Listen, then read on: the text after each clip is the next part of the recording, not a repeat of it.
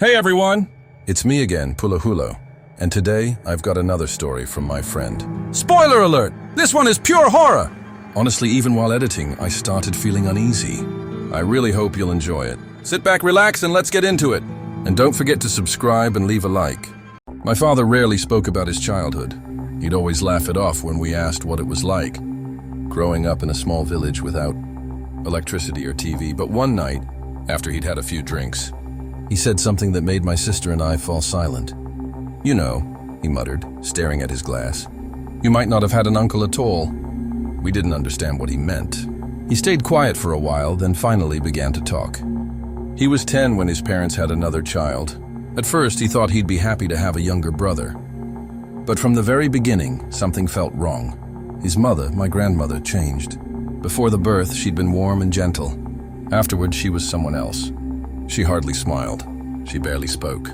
She stopped sleeping through the night, spending hours sitting silently beside the baby's crib. Sometimes my father would wake up and see her bent over the crib, whispering something. At first, he assumed she was praying, but one night he crept closer and heard the words. "He's so warm, so tender. He smells like meat. I can feel it, like he's still ripening." My father froze.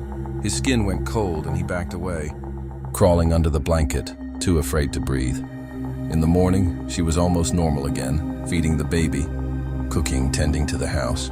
But her eyes, there was something wrong in them. Something distant, detached, as if she was looking through people instead of at them. The following weeks became unbearable. At night, he would hear her pacing barefoot across the wooden floors, muttering to herself, opening drawers in the kitchen. More than once, he saw her holding a knife, running her fingers slowly along the edge, testing the sharpness. Then came the night he never forgot. He woke to the sound of his baby brother crying. He tiptoed into the hallway and peered into the bedroom. His mother was standing over the crib. Her shoulders trembled. In her hand, clutched tightly, was a kitchen knife. She leaned down so close that her hair brushed the baby's face. My father screamed. He ran into the room and slapped the knife from her hand. The baby wailed louder, startled awake.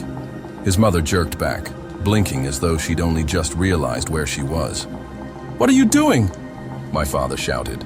She stared at him with wide, glassy eyes, then collapsed to the floor, sobbing. The next morning, she claimed she remembered nothing.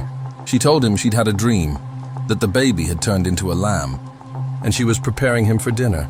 After that night, my father could never sleep peacefully again. He started keeping a chair pressed against his bedroom door, clutching a wooden stick in his hands, too afraid that she might come for him next. During the day, his mother tried to act as if nothing had happened. She baked bread, chopped wood for the stove, washed clothes by the river. But there was something off in her movements, like she was going through the motions of being a person without really being one. Sometimes, she'd stop in the middle of her chores and stare at the baby, not with love, not even with recognition, but with hunger. One afternoon, while my father was sweeping the floor, he heard her humming in the next room. He peeked in and froze. She had the baby in her arms, rocking him slowly, whispering under her breath. So sweet, so soft.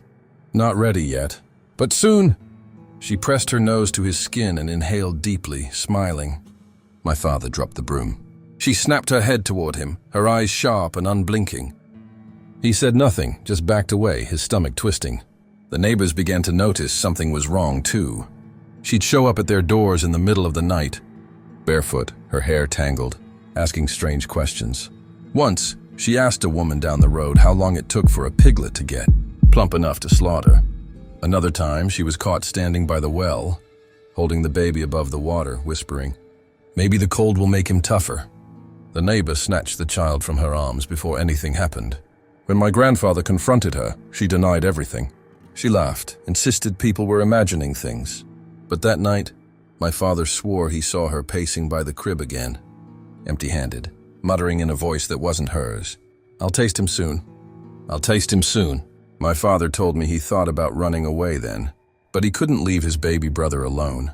Instead, he tried to stay awake each night, listening. Sometimes he'd hear her scratching at the walls. Other times, he'd hear the faint scrape of metal as she sharpened knives. And then came the worst night of all. He woke up to silence. Not the ordinary silence of the village, but a heavy, suffocating stillness. He crept out of bed and tiptoed down the hall. The crib was empty. The baby was gone. Panic clawed through his chest. He searched every corner of the house until he heard something from the kitchen. A low, crooning lullaby. He pushed the door open. There she was, his mother, sitting at the table in the dark, the baby lying across her lap. A knife gleamed in her hand. She was stroking his tiny leg with the flat side of the blade, humming softly, her lips curled into a faint smile. My father said he had never felt such terror in his life. The sight of his mother in the dark kitchen, cradling his baby brother with a knife in her hand, was burned into his memory forever. She didn't even look up when he entered. She just kept stroking the baby's tiny leg with the blade, humming that same broken lullaby.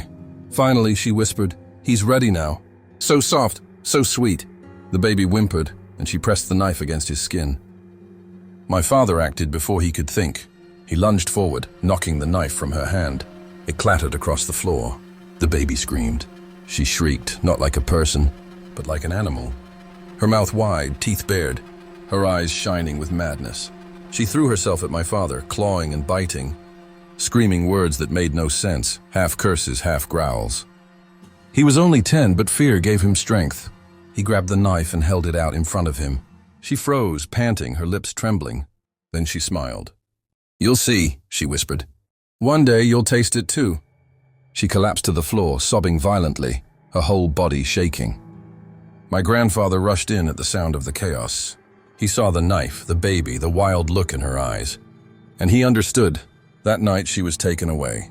They said it was an illness of the mind. She never returned to the house. My father never saw her again. His baby brother grew up, never knowing what nearly happened to him. My father swore to protect him, to never let him know the truth.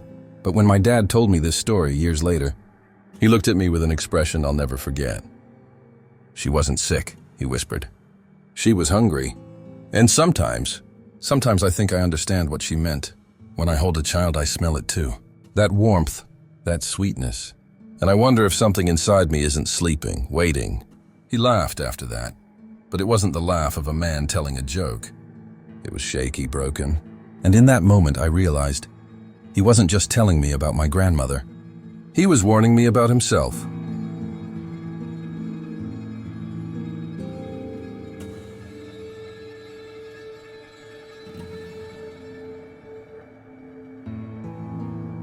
And that's where our story ends, but the chills remain.